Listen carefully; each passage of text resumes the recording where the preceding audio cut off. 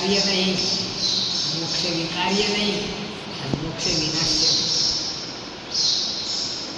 म्हणजे या 5 कारणाला 5 प्रकारांना उत्तर दिलेलं आहे. तेव्हा हे सर्व कर्मजन्य असल्या कारणानं मोक्षाच्या बाबतीत यांच्या हातापर्यंत पोहोचू शकत नाही. उलट असं जरा तिथे क्रियेची समाप्ती होती, तिथे मोक्षाचा आरंभ होतो.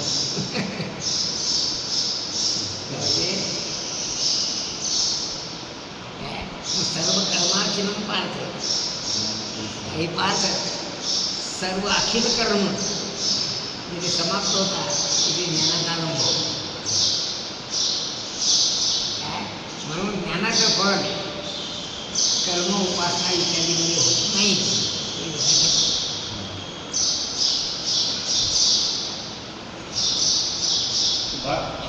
त्या बाकीचे जे कर्मजन्य आहेत आणि त्या या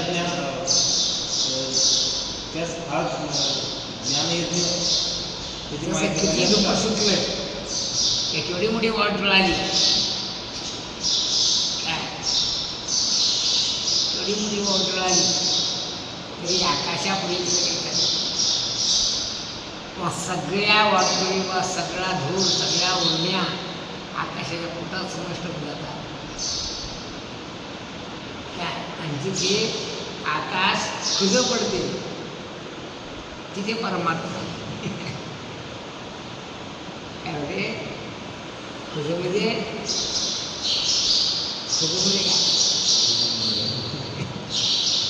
म्हणजे नभ तुझं माझे खेळे नक्की शकतो. परमात्मा इथं व्यापक आहे, त्याच्यामध्ये आकाश खेळायला लपंडाव खेळते, एवढा मोठा परमात्मा आहे. तेव्हा तिथपर्यंत यांची पोच होत नाही. म्हणून ज्ञानानेच मोक्ष होतो हे ध्यानात ठेवावं. सर्व कर्माचरण पारमार्थाने परिसमाप्ती. या ज्ञानयज्ञामध्ये जे अवशिष्ट राहिलेले ब्रह्म आहे तो जे ग्रहण करतो म्हणजे अहम ब्रह्मास्मी अशी ज्याची भावना होते, तो मात्र जे योग यज्ञ आहेत, द्रव्य यज्ञ आहे, कर्मयज्ञ आहे, तो कोणत्याच यज्ञाचे आचरण करीत नाही. मग आणि जो कोणत्याच यज्ञाचे आचरण त्या विरक्तीची माळ म्हणजे जे विषयासक्त आहे त्यांना विरक्तीच नाही, त्याला मोक्ष भेटत नाही. मग ज्याचे अधिकार होत नाही, जो संसार करू शकत नाही तो परमार्थ काय करू शकणार नाही. कारण परमार्थ प्रपंचापेक्षा सूक्ष्म आहे. असं धरा की ज्याच्या डोळ्यांना एवढा खांब दिसत नाही तो काय सांगतात, ज्याचे डोळे एवढा खांब दाखवू शकत नाही मोरीला होते असं म्हणलं सारखं झालं. पण दयाचे आहे का नाही म्हणजे आता संसार करण्याचा मी चांगला त्याचे परत आहे. परमात्मा काय विचार केला कोण जिवंत म्हणजे लोकांना त्रास देतो, तो मेला का पुढे गेला तर मोक्षात गेला तर काय. इथे मृत्यू लोकात ज्याला छिटून जर बसलं तो नरकात गेला.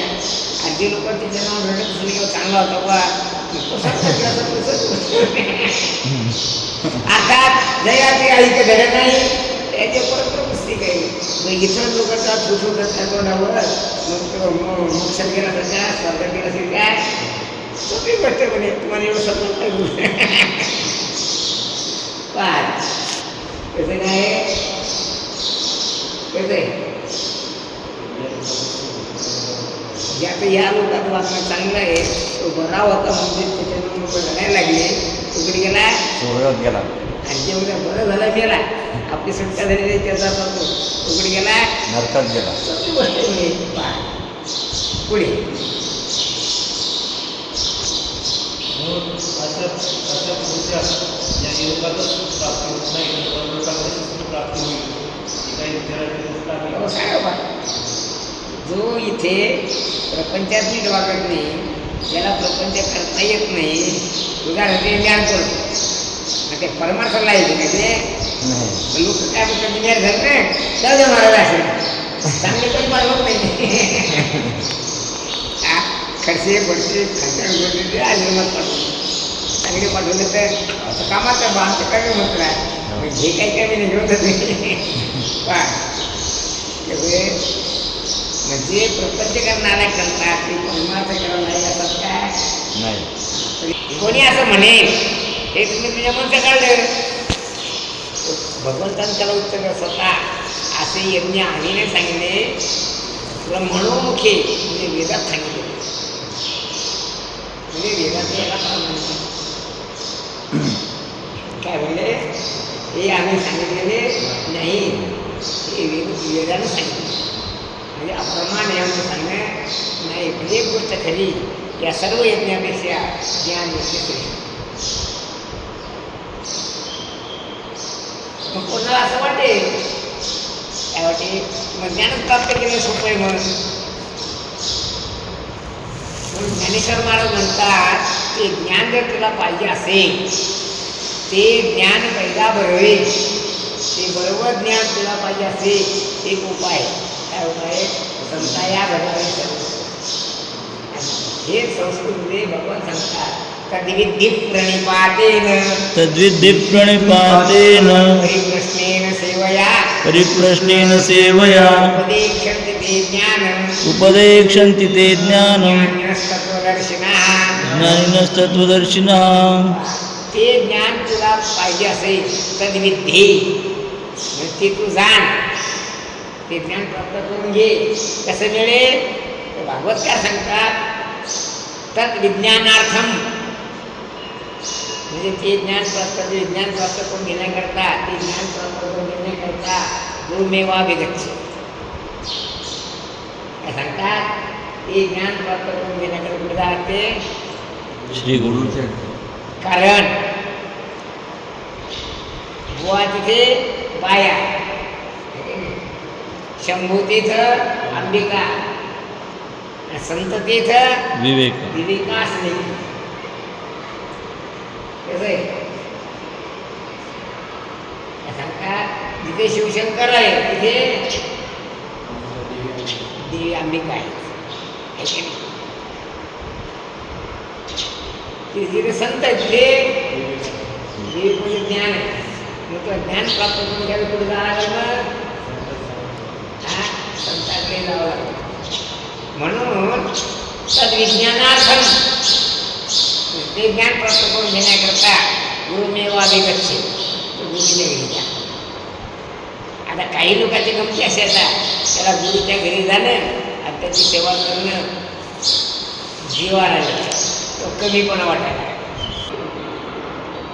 कारण काय तद्विज्ञानार्थम गुरुमेवाभिगच्छ समित पाणी श्रोत्रियम ब्रह्मनिष्ठम अशी श्रुती म्हणजे श्रुती ते ज्ञान प्राप्त करून घेण्याकरता ज्ञानेश्वर महाराज सांगतात ते ज्ञानला बरवी म्हणजे सर्वश्रेष्ठ ज्ञान जरी मनी आधी आला तर तुझ्या मनानुसार की आपल्याला प्राप्त व्हावं तर संता या बघावे सर्वश्रेष्ठ काय संतांची सेवा करणार सांगता ज्या लोकांना गुरुसेवा करणं अपमान वाटला ती लोक कुच्चर माणसं गुरुच केला नाही काय लोकांना सांगायला नाही आपण गुरु कोणता काही केला नाही म्हणे मग घरीच अभ्यास करून कीर्तनकार झालं म्हणून नारदमुनी सांगतात मुख्यत असतो मत सेवा प्राप्त हे नारदमुनी मुख्यतः महापुरुषाची सेवा केल्याने ज्ञान प्राप्त होते म्हणून ज्ञानेश्वर महाराजांनी तेच सेवा हा दारवंचा तो स्वाधीन किती सुमटा ओळख हे ज्ञान प्राप्त करण्याचा महाद्वार म्हणजे गुरुसेवा आहे हे ज्ञान तद्विद्धि प्रणिपातेन परिप्रश्नेन सेवया सेवया तद्विद्धि. मग ते जर तुला जाणत असेल प्रणिपातेन म्हणजे त्यांच्या पायाला लागून आणि परिप्रश्नेनं म्हणजे शंका विचारून मग ते जे सांगतील त्या ज्ञानाने त्याला तो जाण असा अर्थ संस्कृत भाषेत एकदा काय झालं भूय एव महाभाव शोमे परमच्या नित्यम प्रियमानाय पक्षाने मी असाच अर्थ मार्गाने दाखवतो तेव्हापासून महाराज ज्ञानेश्वर सांगताना असंच अर्थावर सांगतो संस्कृतमध्ये. कसा प्रणपातेन परिप्रश्नेन प्रतीत. म्हणजे तू गुरुला शरण जाऊन गुरुला शंका विचारून त्या समाधान घेऊन तू त्या परमतत्वाला जा, असा अर्थ होतो. कसा अर्थ होतो? ज्ञानेश्वर महाराजांनी तेच लिहिलं, पण जरा रंगून लिहिलं. कसं लिहिलं? ते ज्ञान पैगा बरवे तरी मनी हाती आणावे तरी संताया बदावे सर्वस्व. जे ज्ञानाचा पुरसा ते सेवा हा दारवंटा. कधी सेवा कर, सेवा करण्याचा अर्थ काय आहे? प्रणिपाती आणि पुढे सेवा आहे सुद्धा पुन्हा.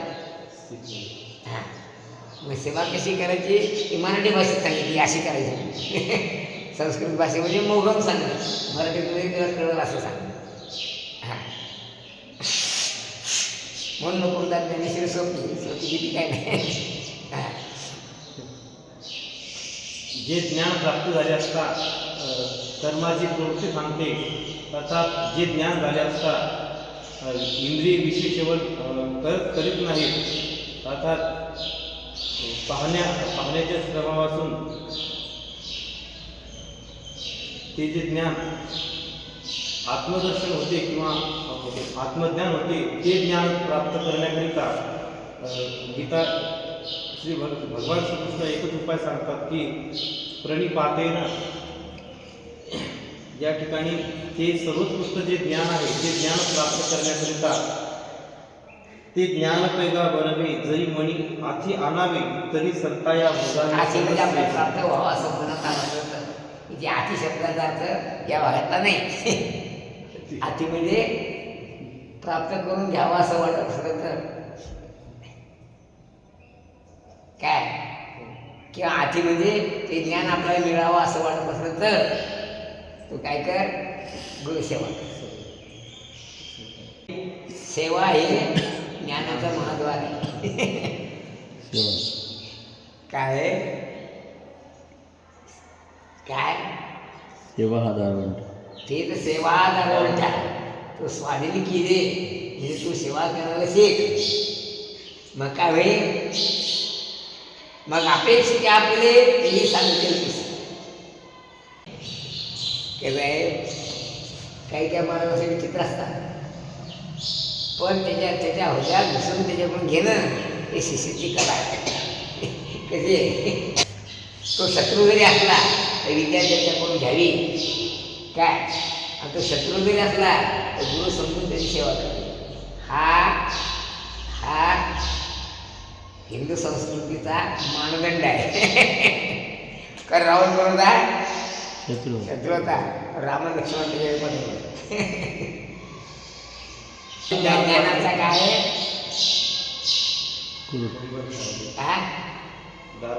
दारवंटा म्हणजे उमरा चरणाशी लागावी आणि धन गुरु लाग असा. पुढे ज्या लोकांनी गुरु सेवा केली नाही, गुरुच्या घरी गेला तरी पुस्तक पाच घरी गेला तर ते गुणाच्या बाबतीत कच्ची आहे ते ध्यान ठेवा. पुढे इथे आहेच तू जे म्हणजे कारण की ज्ञानेश्वरीमध्ये तिथे जे शब्द असेल तुझा अर्थ होतो कारण की. काय सांगितलं? ते ज्ञान पैगा बरावे जरी मनी आती आणावे तरी संताया बजावे सर्वस्व. कारण जे म्हणजे कारण की ते ज्ञानाचा पुरठा. पुरठा म्हणजे भांडारघर.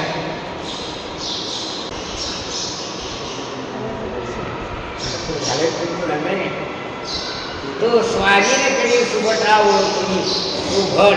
भट म्हणजे विद्वान, सुभट म्हणजे सुविद्य असा. तू जर शहाणा असतील काय ज्ञानाचं जे महाद्वार आहे कोणतं गुरुसेवा ते स्वाधीन करून घे म्हणजे तुला हे ज्ञान प्राप्त होईल. आहे ना? काय करायचं?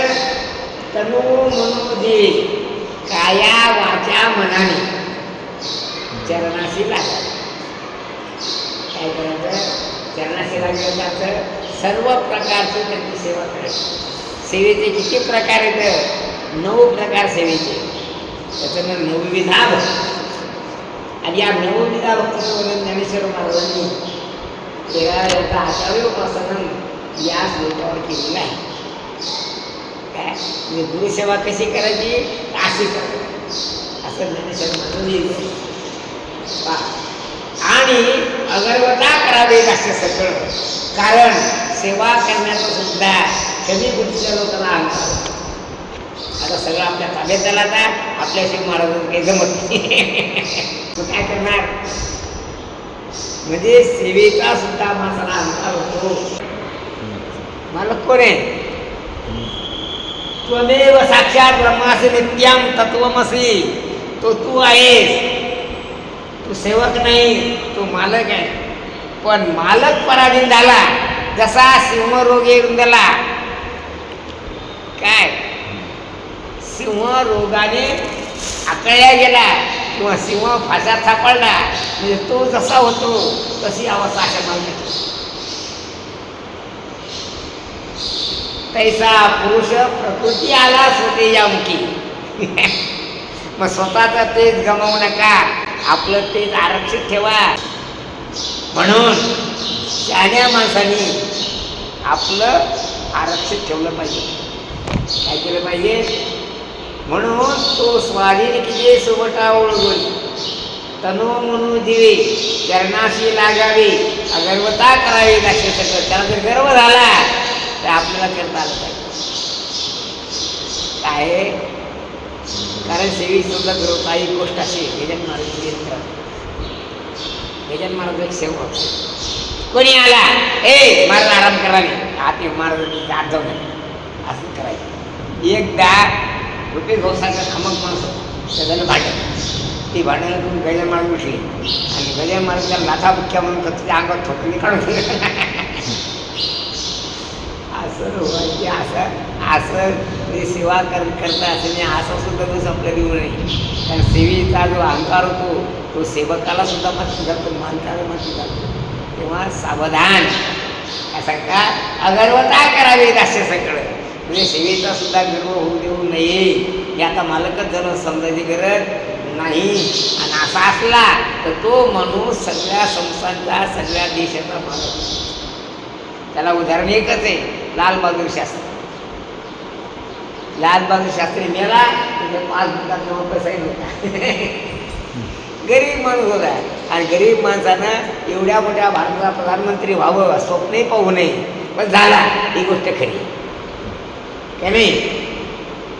कसं आहे? कारण पंडित नेहरूची त्यानं खूप सेवा केली. पंडित नेहरूच्या मर्जीतला माणूस होता.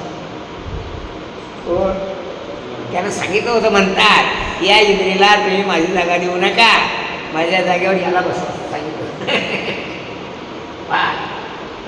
इंद्रीने काय बाजूने त्याला मारून टाकलं. हे मला घेऊन बसलं.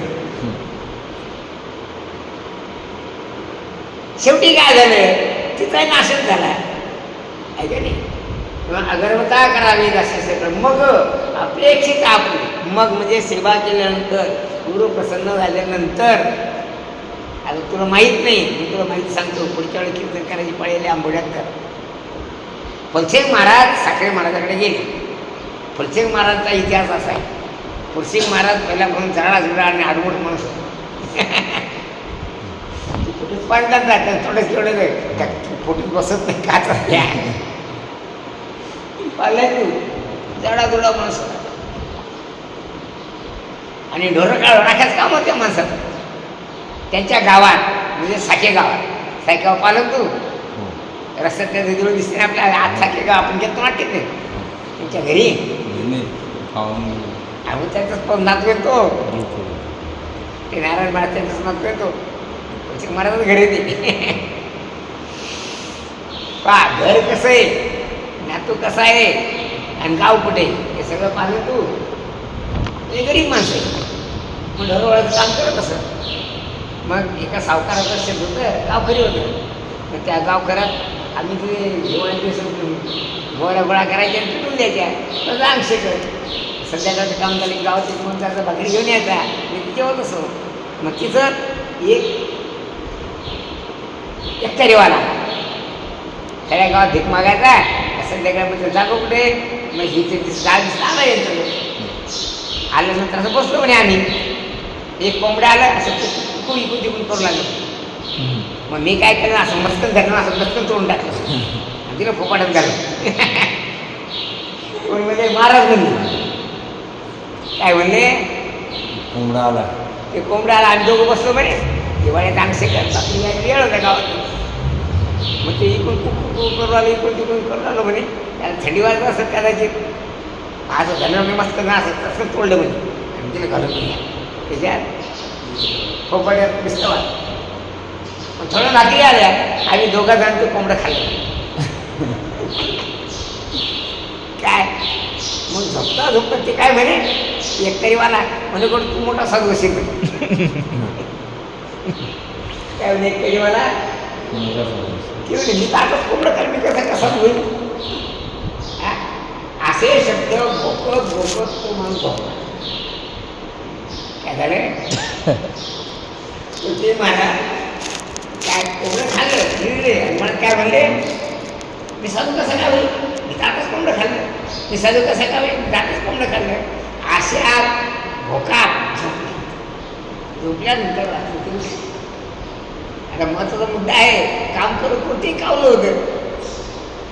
उठला रात्री ती एकट्याने घेतली ना अशा हे बरं आहे म्हणे काम करत काम नाही म्हणे असे गाडी म्हणत गेले काय ते खाल्ले.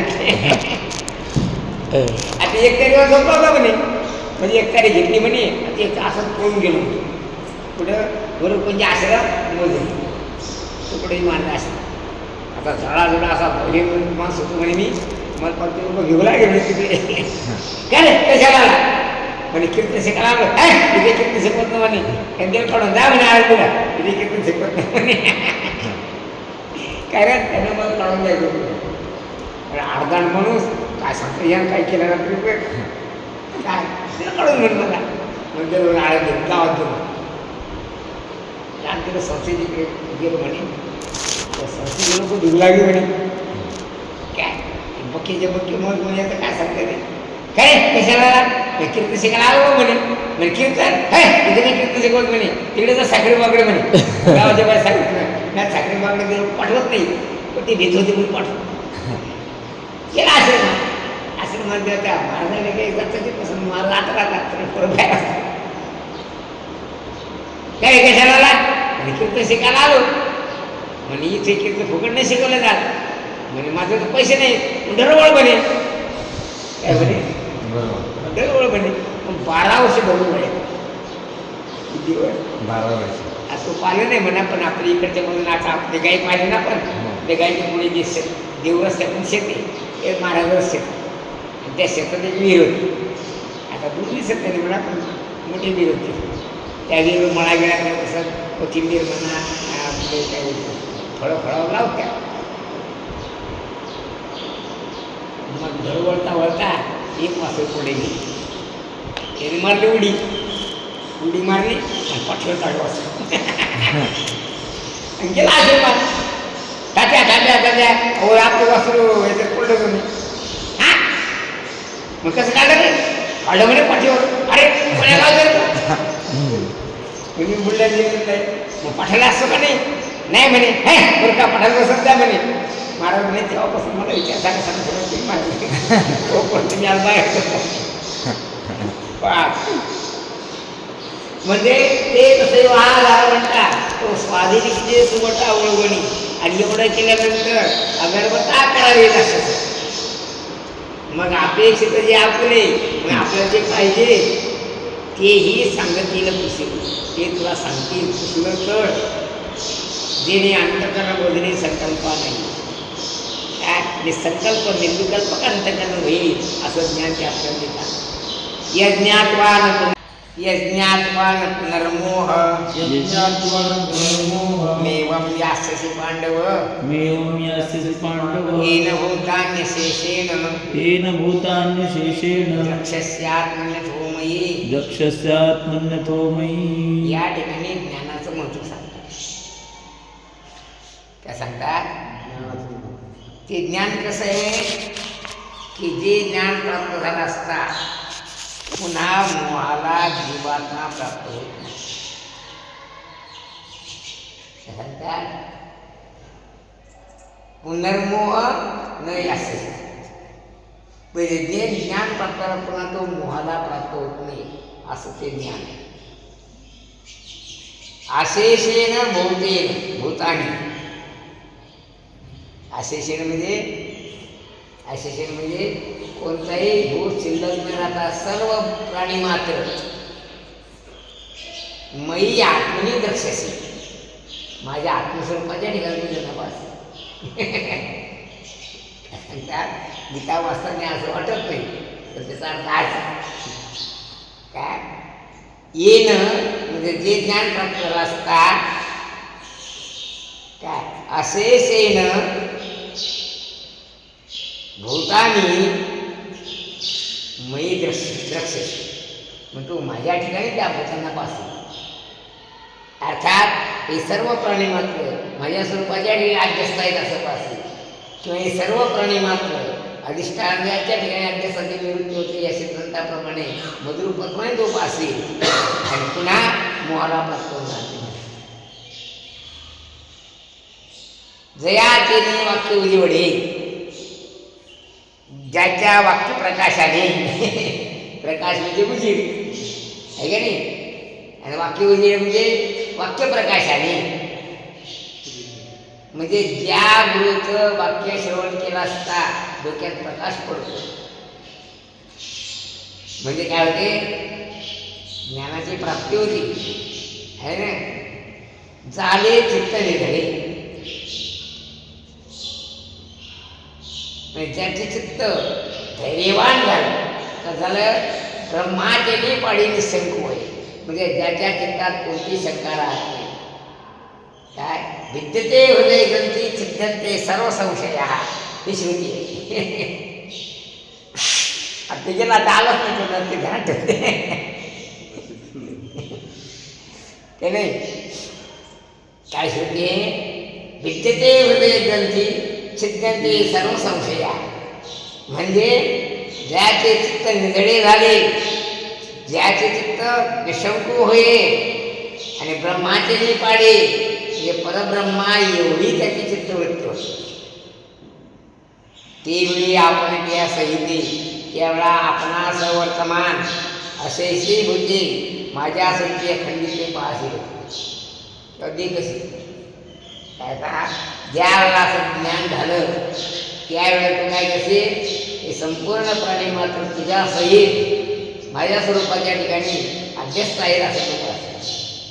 अर्थात अध्यक्षाची नियुक्ती अधिष्ठान कसे असेल ग्रंथाप्रमाणे सर्व प्राणी मात्र तू मधुरूपत्मा पाहते. ऐसे ज्ञान प्रकाशे पाहिजे. असा ज्ञान प्रकाश पाहिल्यानंतर ज्ञान प्रकाश प्राप्त झाल्यानंतर तुला जे दिसेल पाहिजे म्हणजे दिसेल त्यावेळेला मोहन जातो. म्हणजे पुनर्मोहन नाही असते त्याचा अर्थ समाज आहे काहीला की ज्या वेळेला ज्ञान तुला प्राप्ती तो मोहाला प्राप्त होणार नाही. आणि कारण जे म्हणजे कारण गुरुकृपा होईल पार्थागा आणि त्यावेळेला तुला गुरुकृपा झाला असं कसं. आता या गुरुकृपेचा विस्तार आम्ही आमच्या का घेतलेला काय त्यालाच गुरुकृप म्हणतात. किंवा गुरुनं आपल्या गादीवर बसवलं म्हणजे गुरुची कृपा झाली असा अर्थ नाही. गुरुनं शाबासकी दिली म्हणजे गुरु कृपा झाली असा अर्थ नाही. गुरु लग्न करून दिलं म्हणजे गुरुकृपा झाली असा अर्थ नाही. मूर्ख लोक म्हणतात हा गुरुची कृपा ती गुरुची कृपा. सर्वत्र ब्रह्मरूपाने परिस्थिती येणे ही एक गुरु काय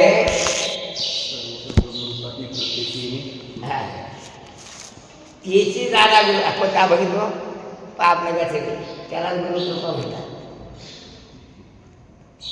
पापट त्याची गुरुकृपा जाणावं निश्चित देखे भगवंत सर्वजन त्याला म्हणतात गुरु. पापट का बघितलं आणि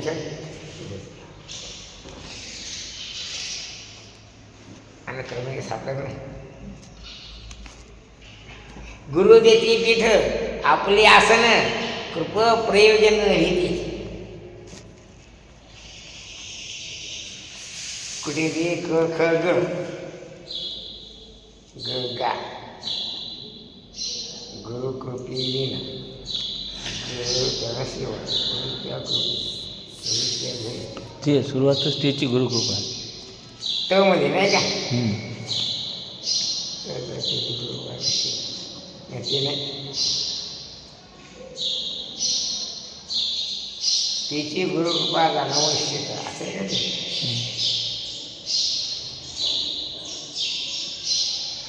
त्याच्या अगोदर काय सांगितलं गुरुदेवी पीठ आपलं असेल गुरुदेवी असं नाही हे गुरुदेवी मोक्ष गुरुदेवी मोक्ष.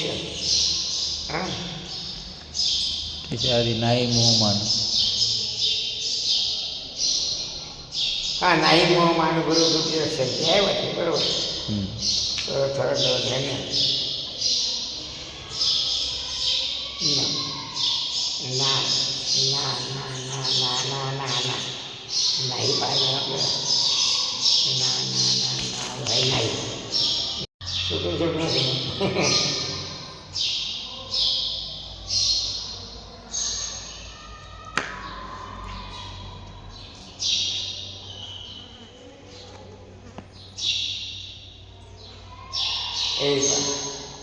नाही मोहमान गुरुकृपेचे रक्षण झाली तयावरी कृपा निजगुरुचे वापा धन्य धन्य नम्र भावरक्षण. नाही गुरुकृपा वाढणे लौकिक ऐश्वर्य माईक मिळणे नाही. म्हणजे महाराज कणकाची वस्तू आमुखेड किंवा लग्न करून दिलं हे माईक ऐश्वर्य त्याला गुरुकृपा म्हणत नाही. नाही गुरुपीठा गुरुदेची धन ती सुद्धा गुरुची कृपा नाही. नवे ते दान देता पुत्र एखाद्या आपला मुलगा महाराज प्रसन्न झाले असा अर्थ किंवा नवे ते दान देता गुरुकृपा देता पुत्र नवे मिळते स्त्रिया गुरुची कृपा त्या बायको पण महाराजांची कृपा असं आठवतं. वेदांताच्या गप्पा नव्हती ती म्हणजे वेदांत सांगायला आला म्हणजे गुरुकृपा आली असा अर्थ नाही.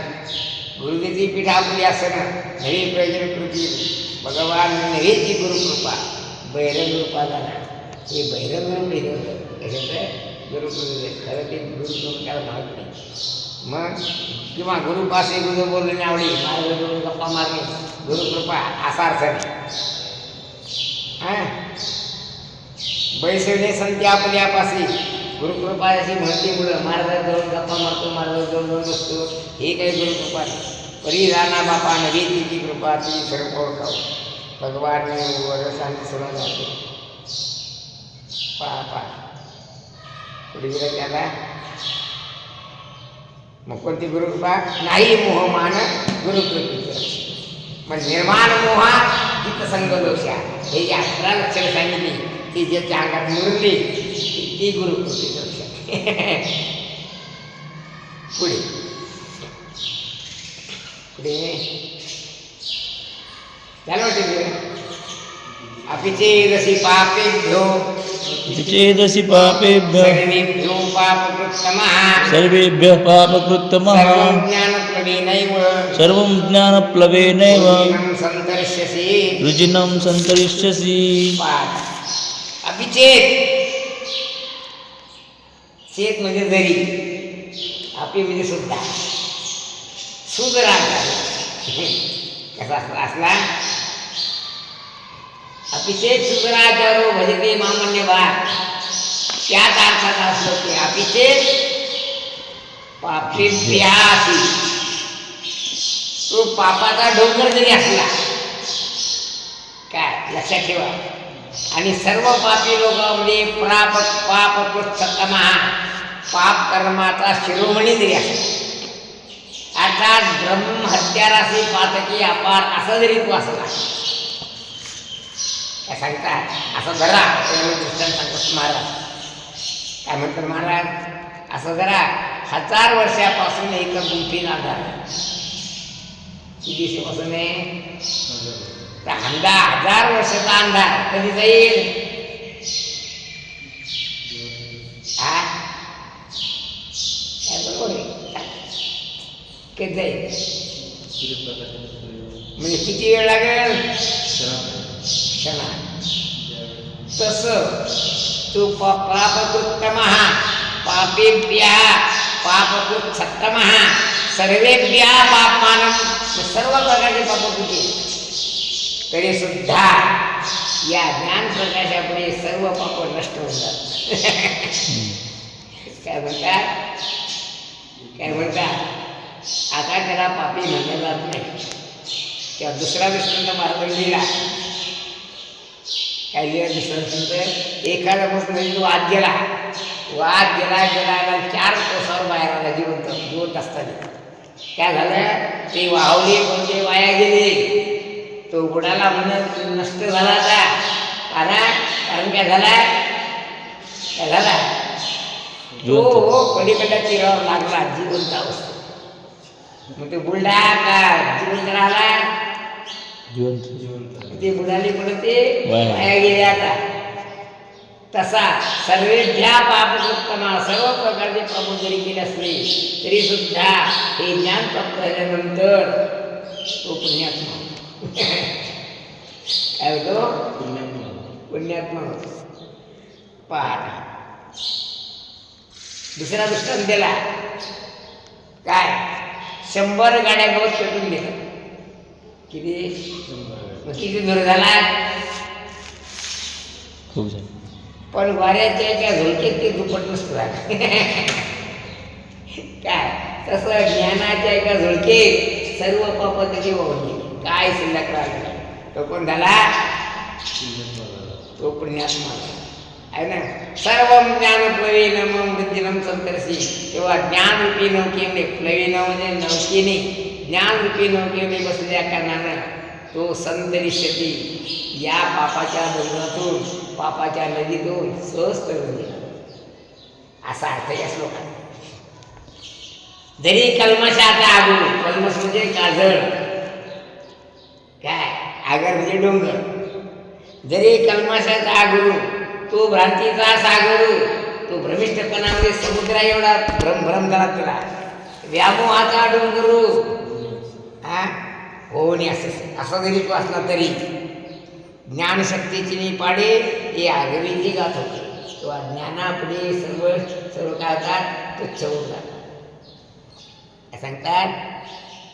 काय सांगतात तुच्छ होऊन जातो. ज्ञानापुढे सर्वे जसं तो अग्नीमध्ये पडला वर पळायला लागला रडायला लागला सत्य बसायला लागला जागी झाला की काहीच व्यर्थ ते आधीच व्यर्थ तो भ्रमण झाला. असा आता आत्मबोधावर जो जागृत झाला त्याला हे ज्ञान प्राप्त झालं त्याचे सगळं काय झालं मिथ्या होऊन गेलं का नाही. ऐसे सामर्थ्य चोखडे ज्ञानी एवढं महात्म्य या ज्ञानाचं आहे ना. देखे आहे पहा असं पहा की विश्वभ्रमाचे आयसा जो अमूर्ताचा करत अमूर्त म्हणजे परमात्मा एवढासा म्हणजे बारीक किरण शलाकाच्या ज्ञानाच्या प्राप्त झालेली तो जयाच्या प्रकाशापुढे एवढा मोठा विश्वभ्रम आहे. पण ज्या प्रकाशापडी ज्या ज्ञान प्रकाशापडी तो विश्वभ्रम टिकूच शकत म्हणून ज्ञानेश्वर महाराज पुढे 16व्या अध्यायात लिहिलं मावळवीत विश्वा भासू नवल बुद्याला चंड म्हणजे विश्वाचा विश्वभ्रमायसा एवढा मोठा भ्रम पण ज्ञानाच्या एका प्रकाशात पुरेचे ना शिल्लकच राहत तया कायसे म्हणून त्याच्यापुढे त्याच्यापुढे काम करून मग तर काय तेव्हाच नसतं म्हणजे हे बोलता त्या चुकीचं हे बोलणं चुकीचं आहे. नाही येणे पणे ढिसाळ जगी याच्यासारखा जबरदस्त दुसरं ज्ञानापेक्षा जबरदस्त साधन दुसरं कोणतंच. यथैधांशी समिद्धोग्निर् भस्मसात् कुरुते अर्जुन ज्ञानाग्नि सर्वकर्माणं भस्मसात् कुरुते तथा. यथा येधांशी समिद्धा ज्याप्रमाणे संविधा म्हणजे धन. गाडी भरून नाही, ट्रॅक्टर भरून आणलं काय हे धनशी म्हणजे इंधन संविधा म्हणजे तो परिवर्तित झाला किंवा संविधा काय होते. यथा अग्नी भस्मसात कुरुते, अग्नी ज्याप्रमाणे त्याचं भस्म करून टाकते तथा ज्ञानाग्नी सर्व कर्माने भस्मसात कुरुते. त्याप्रमाणे ज्ञानरूपी अग्नी सर्व प्रकारच्या कर्माला काय करते, नष्ट करून टाकते. सांगे सांग भुवनत्रयाची काजळी जे गगना मागे उभं. त्या सांगतात संपूर्ण जगा एवढं गवत आणलं आणि पेटून दिलं, त्याची काजळी म्हणजे त्याचं पड आकाशात गेलं. ते पडण्याची वाटली काय अभूक रे. मग प्रळय काळचा जो वाटू सुटते मग तिथं राहते का ते ढग शिल्लक राहतात की पवना गेली कोपे पाणी याची जो पळीते किंवा अग्नी कोपला काय आणि त्याच्यावर पाणी टाकलं तो प्रळयाळू दडपे तळे काष्टे काही. मग तो प्रळय अग्नी त्याच्यावर गवताच्या गाड्या उतरल्या मग दडपलं जाईल काय, नाही झालं. त्याप्रमाणे काय हे ज्ञानरूपी अग्नी प्राप्त झाला, गुरुकृतीने ज्ञान प्राप्त झालं, सर्व प्रकारची पाप त्याचे नष्ट होऊन जातात, भस्मसात होते असा अर्थ. किती वाजल्याचा पाहते. नाही ज्ञानेन सदृशम नहि विद्यते तत्स्वयं योग संसिद्ध कालीन आत्मनिर्गती. तरी सगळे आपल्याला किती वाजले मग बुद्धीच्या श्री ज्ञानदेव तुकाराम वरदारिष्ठ श्री ज्ञानदेव तुकाराम कृष्ण भगवान की जय. ज्ञानेश्वर